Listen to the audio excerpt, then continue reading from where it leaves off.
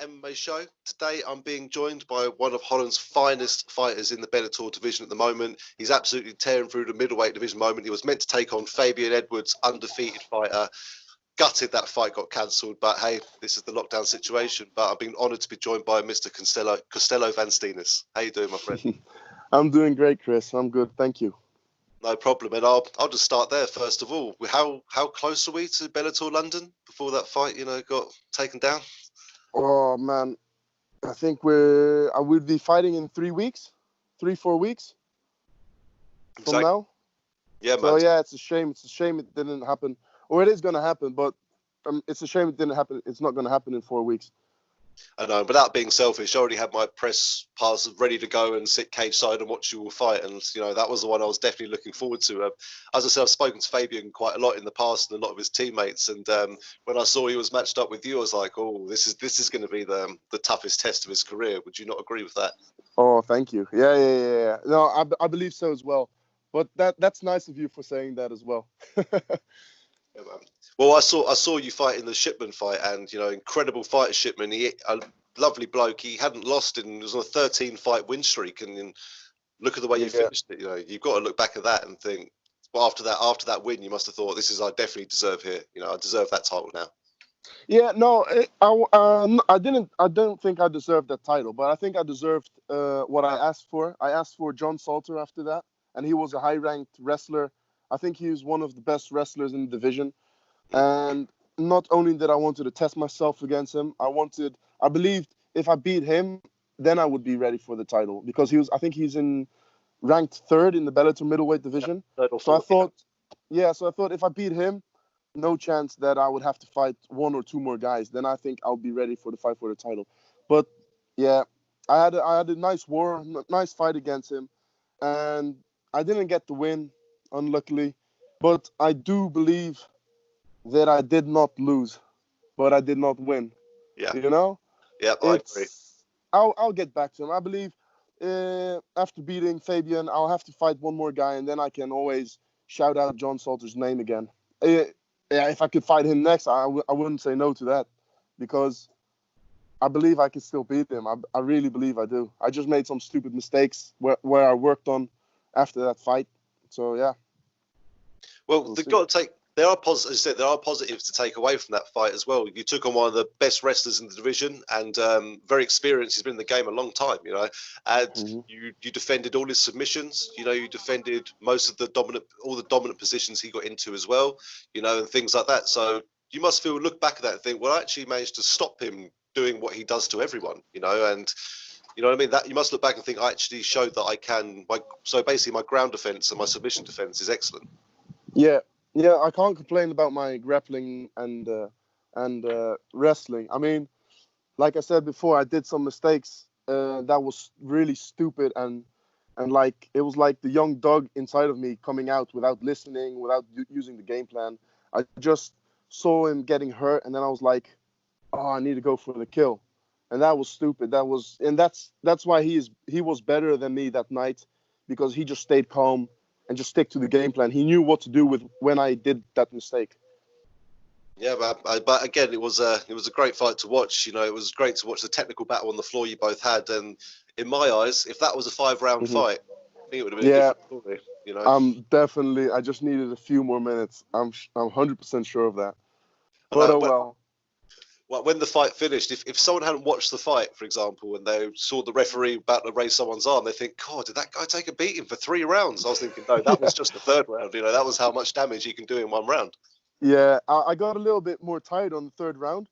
And when I get more tired, I get my focus more focused. I get more focused, and then I know what I'm doing. Like the first 2 rounds, I had a lot of energy, and I was like, okay, let's go for it. But then the 3rd round, I got tired. Like, okay, I need to take it easy. I need to step down the pace. If he comes, then I go back. Yeah. Oh well. I'm happy I could give him some stitches. I heard he had 3 stitches, 2 on his eye and 1 in his nose. And after the fight, I went to his dressing rooms. I asked for a rematch, but it wasn't really polite. In a polite way, I said it, and I don't think he wanted it. He's thinking, no, I don't need any more stitches, thank you. I love that. You know, it's nice. I love that quote. It's nice to know that he got stitches. I know you mean that in a completely different way, man. But no, that's it. It's about being a fighter, and it just shows your passion and how much you felt. You know, you didn't lose that fight as such. You know, maybe on points you did, but you didn't lose it. As I said, if the fight was 5 rounds, that'd have been it, man. But hey, that's in hindsight now. So looking back at that fight, then, you know, you've had such a fantastic streak in the Bellator division already, and fair play to you for going after one of the top guys, you know. But now you're looking at the top guy in the UK. You know, he's number 9 or 10 ranked in Fabian Edwards now. So how did that opportunity come around straight after Salter? It was perfect. It was exactly what I wanted.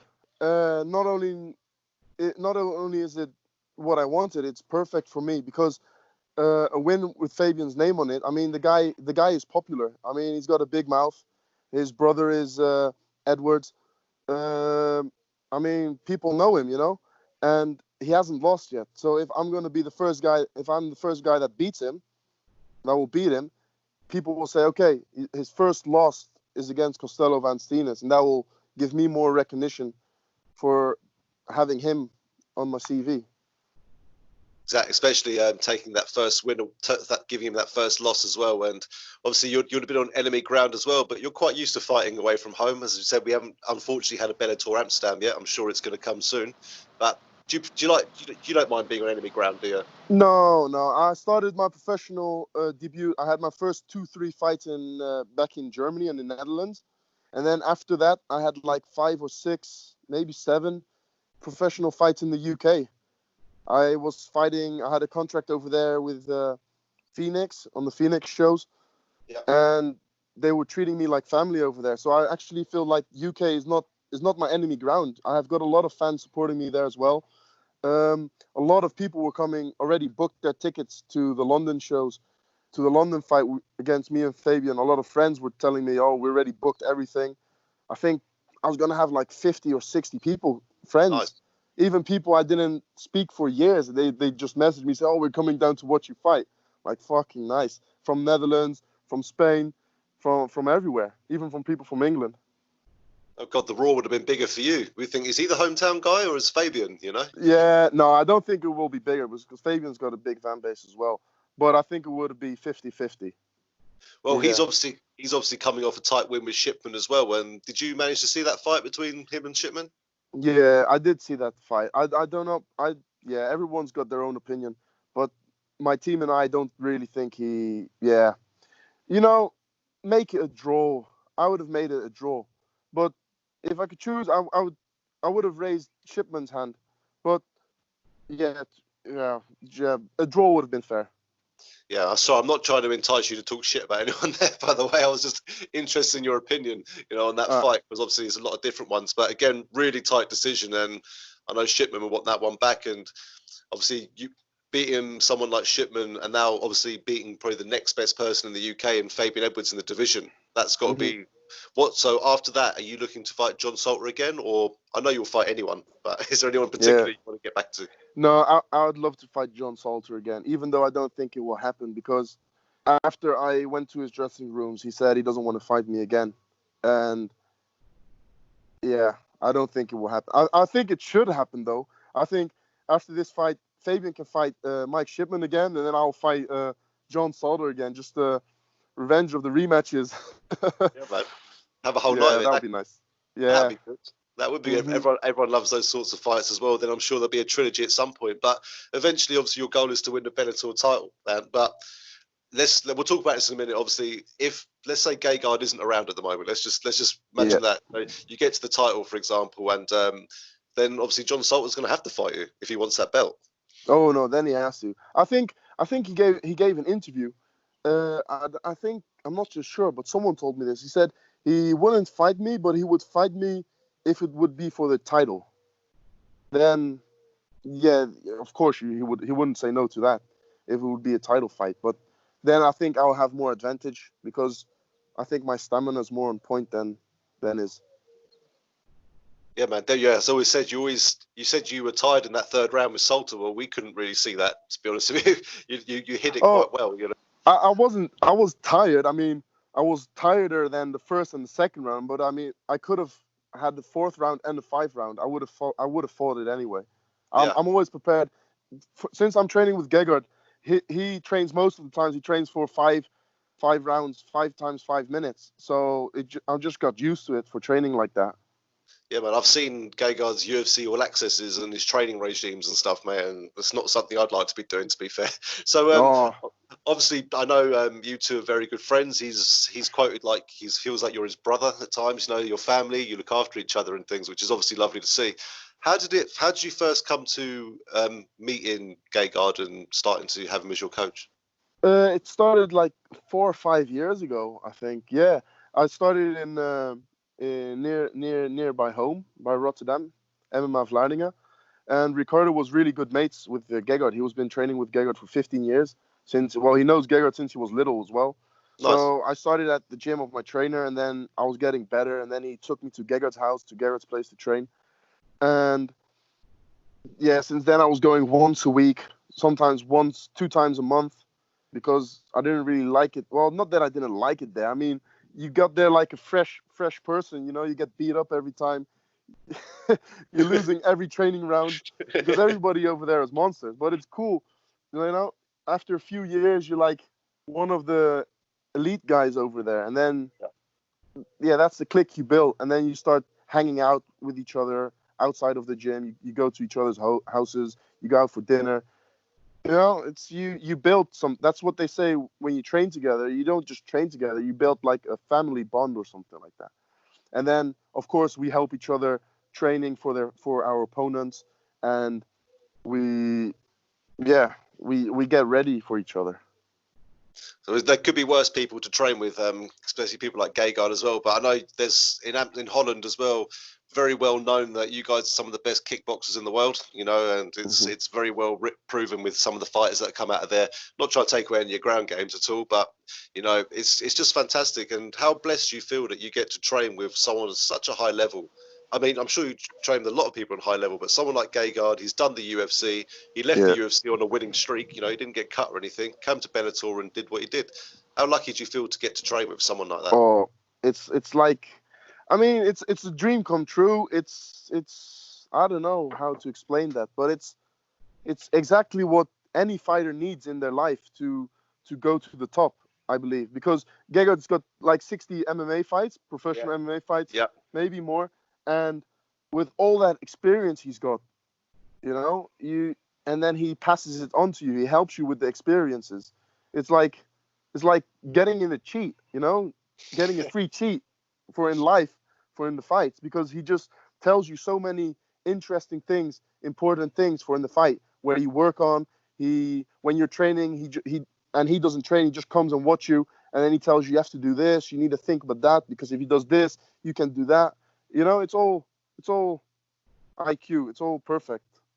Yeah, no, his fight IQ is unbelievable. If you just watch some of his previous fights in the UFC and in Bellator as well, you can just tell it's nice that he can pass that down to someone as obviously young as yourself and, you know, following the guy's footsteps. He's a legend of the sport. And again, you're very quickly building up to be a legend of the Bellator sport, especially from the Dutch side of things, you know. Melvin Manhoef obviously was a big name also. But at the end of the day, man, it's just fantastic that we've got some great European fighters like yourselves, you know, coming out of this and flying over to the States and stuff. So first of all, what was that like? That was a slightly further journey than you've had to deal with before, isn't it? Oh man, yeah. Since then, I've only been going to Poland and UK and Germany, them places. But when I flew to the States for the first time, it was like a little holiday. You know, that's how it felt like. Yeah. But of course, because it was the first time, after I took it more serious. But the first time was like, whoa, this is wicked. Even though flying there was the first time I flew. I was sat in the plane for so many hours. I think it was like 12 hours or something like that. I was like, whoa, this is the worst that can. Yeah, that was not cool though. And then the jet lag. I never experienced the jet lag before. So that was also one of the first times. It was all different, new, but it was interesting also. Yeah, as I say, it must be a whole different experience. And did you feel that had any effect at all on any way you perform, or was it just like stepping into the office, just a different country? No, it was just a step. Yeah, just a different country. I don't believe it was just 15 minutes fight. You train for 15 minutes more, but the first time I flew there, I think I finished it in the first round, but it wasn't something different. Like, once you step into a cage and you have to do what you do, you train for what you have to do. It just goes with, you just go with the flow. Yeah, man. But again, it must have been amazing to go to the States, and it was the main event, wasn't it? I'm right in saying you were the main event as well. No, yeah, the last time, yeah, but not the Yeah, the first last time. one. No, I mean the Yeah, last time you were the main event. That must have been yeah. cool, man. Just thinking my name. I'm in the States. Got my name up on the board as the main event. Oh, that was Living the no, dream. yeah, that was wicked. Also, the fans over there were awesome because when I got there and after the fight, they were all asking for pictures with me, and that I'm not really used to that, but that was something new. And they all saying, "Oh, we believe you won." I don't know how his hand raised up, and that was like 30, 40 people were telling me that. I was like, "Fuck, that's quite cool to hear," you know? Well, you've got an exciting style of fighting. You know, when people see you fight, you've got those. Well, you pull off submissions. You know, as I said, you tend to finish most of your fights. You know, and that is what does draw the crowd. But you are a technical fighter where it needs to be, and I'm not surprised you're attracting a lot of fans. And as I said, you spend a lot of time all around the world, so people know who you are. It's a good way to get your name out there. And if you need to anymore, you know, you're in Bellator Yeah. now, the biggest organization in the world. And talking about Bellator, so you had many fights in the UK, Germany, places like that. So when did you well, how did it come around that you got your Bellator call up? That must have been nice to hear when you got that phone call. We're trying to get into some big organizations, and then we signed a contract with Nima, our manager, and he it was on my birthday. He said, "Oh, I got a surprise for you." Nice. And then he sent me the contract, and it was a Bellator contract. I was like, "Fuck, this is the best birthday ever." No, that was really cool though. So, yeah, we signed that contract and we got a 4-deal fight.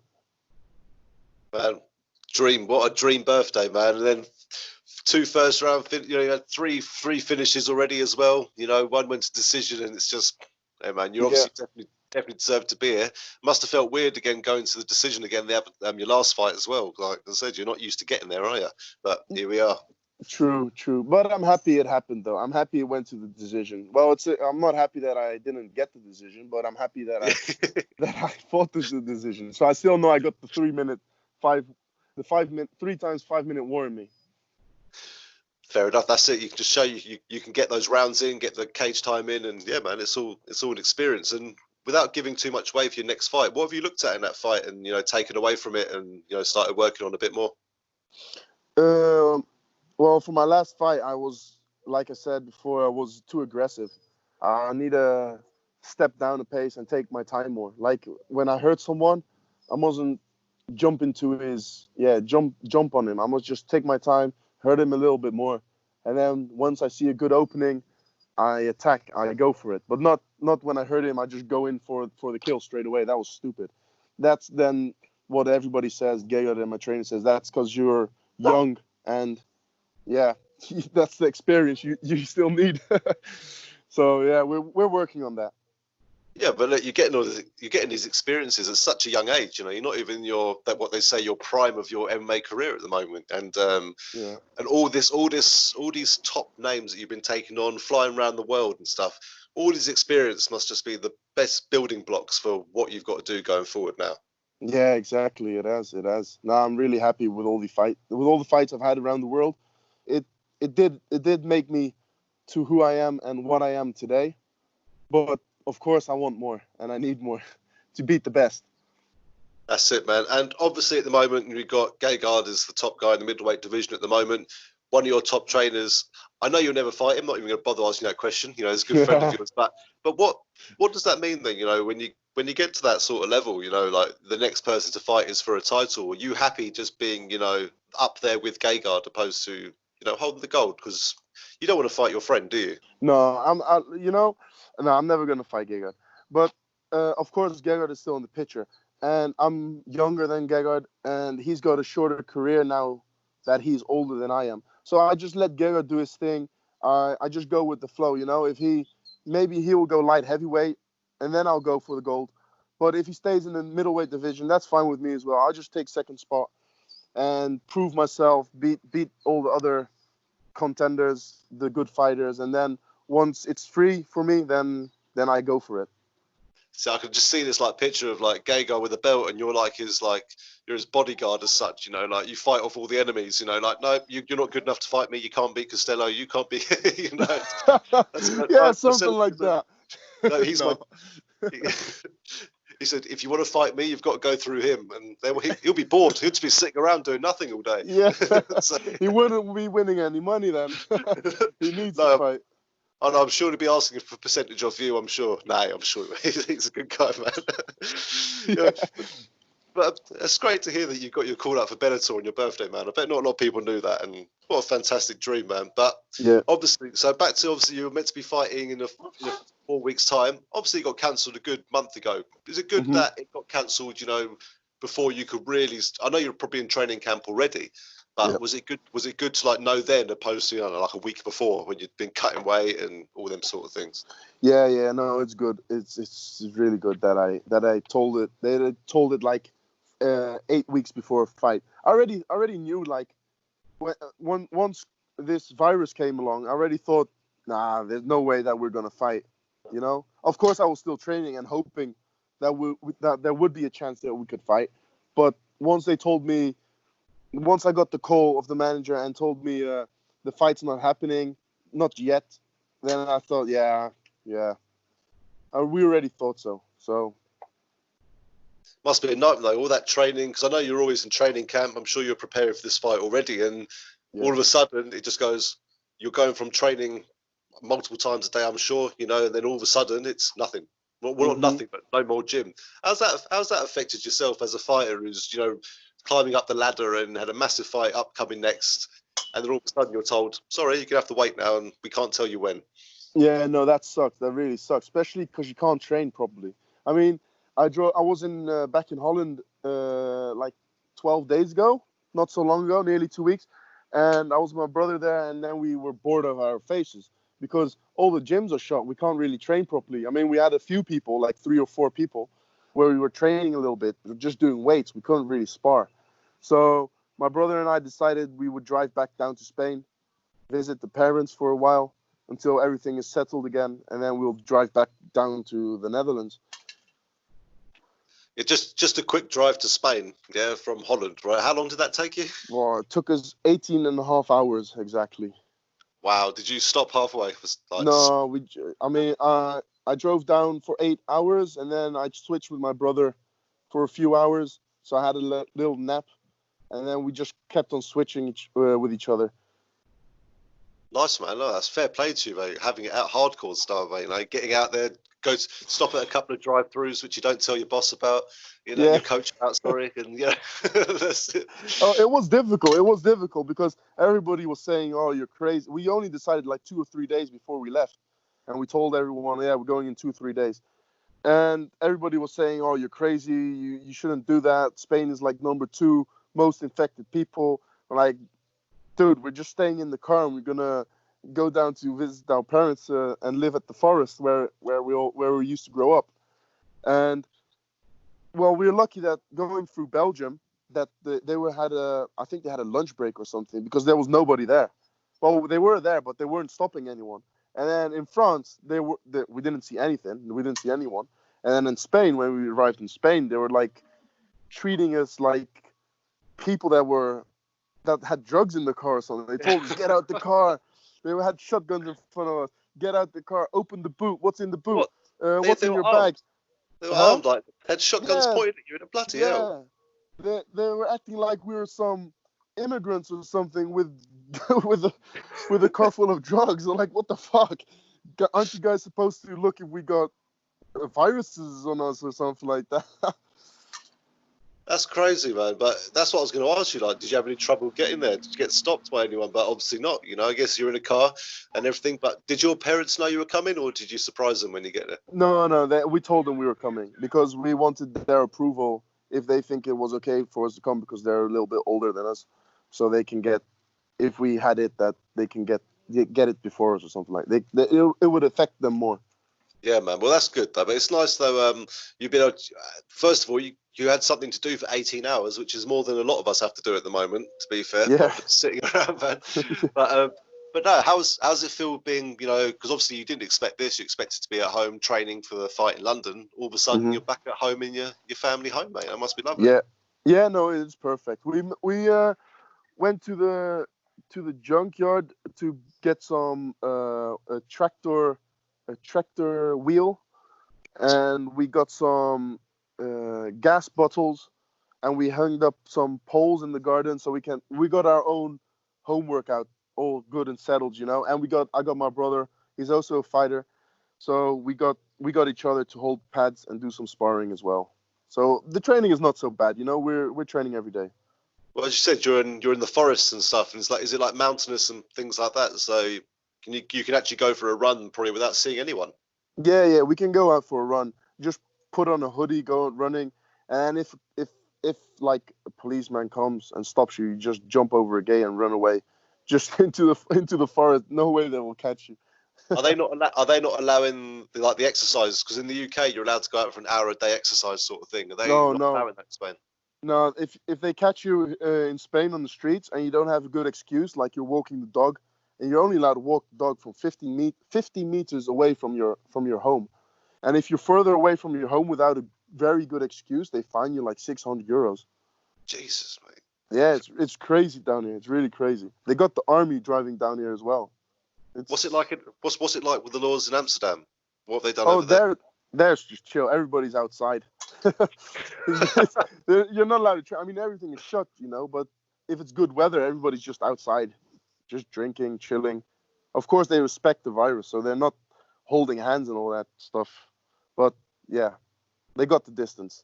It must be quieter out in Amsterdam at the moment, because every time if I've ever been there, it's always been so busy with tourism, and you can't even move in front. I can't say nothing because I was a tourist, but it must feel weird and quiet all around Dam Central and all that sort of stuff at the moment. Yeah, no, it is. I believe it is, because they're all normally Amsterdam is packed with tourists, and now there's no tourists at all because the planes aren't flying. And of course, I believe that nearly everybody is scared of the virus, so they do respect it over there. Of course, there are people outside, but that's just people that live down there, and with respect, of course. Yeah, man. I said it's always lovely people there. When I've gone, I've been welcomed nicely, mate. And yeah, man, fair play to them. I knew they wouldn't all stay in anyway. I knew they were. They're too chilled out. They're too chilled over there, man. The Dutch, man. They're fantastic people. How is it over there? Is like everybody inside? You said they're only allowed to go out of the house for 1 hour. You can go out of the house for 1 hour a day exercise, but it doesn't have to be like within 50 meters. Like you can just. Okay. You can't drive somewhere, but you can walk like up the road if you're near a park or a field, and walk around the field or something, or go for a jog or go for a cycle, stuff like that. And you can go out and get shopping and essentials basically. And they're actually still letting people go to work who have to go to work. Oh, okay. So if you're in the hospitals or teacher, looking after special needs children, things like that, they're all still working. So fair play to them. Those people are putting their lives on the line. And yeah, some people might find it cheesy, but every 8 p.m. once or twice a week, everyone comes out their front door and has a round of applause for all those people. And yeah, same here.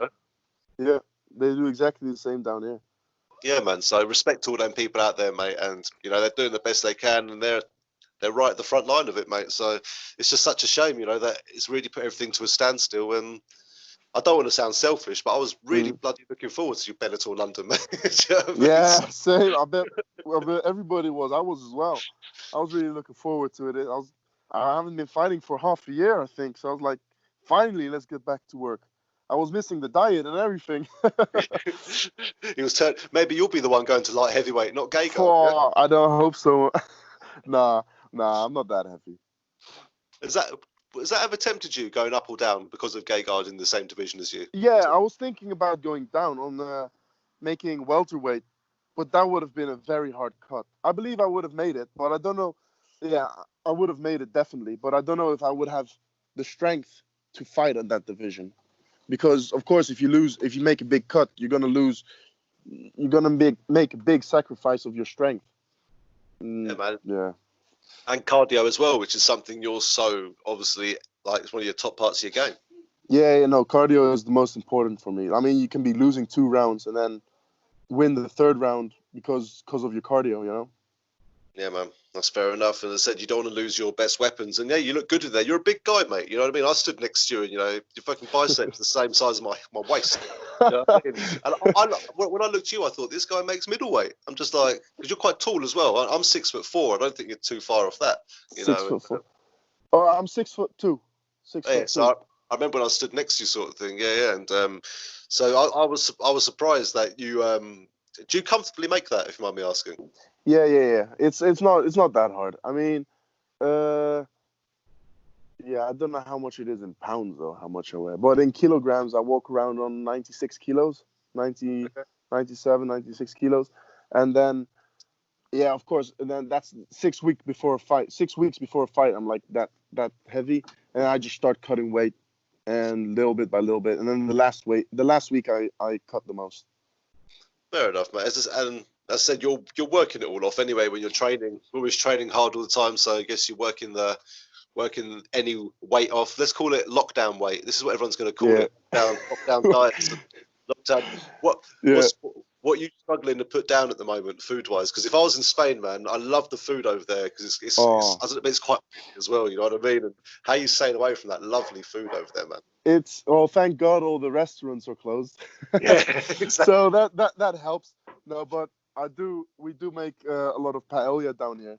I need to watch out with that because the paella they make down here it's so much, and then you can just stop. You won't stop. You just eat and eat. Even though if you're full, like exploding, you just keep on eating, and then then you need to train the next day because if not, then you'll just get fat. I can't wait till lockdown's over. I'm going to see some of these fighters and I think, oh, you guys are putting a bit of weight, haven't you? Yeah, we'll all be fighting a division heavier. Could you? They'll have to bring a super heavyweight division out for some of them, I think. That's it, man. But no, mate, it must be hard for you guys because you're so active all the time. But at least you've got your gym, you've got your family to keep you company, you've got your brother to train with. Because I think you may have posted something about your brother, or Bellator might have posted your brother started fighting now. How old's your brother? He's 21. He made his professional debut in, when was this? After my fight, September, October. Yeah, in November or December. He had his first professional MMA fight down in the UK. Oh, nice. Yeah, I don't know where exactly. I don't remember where exactly it was, but we all went down there. It was nice. What weight does he fight at? Similar to yourself? Lightweight. No, he's lightweight.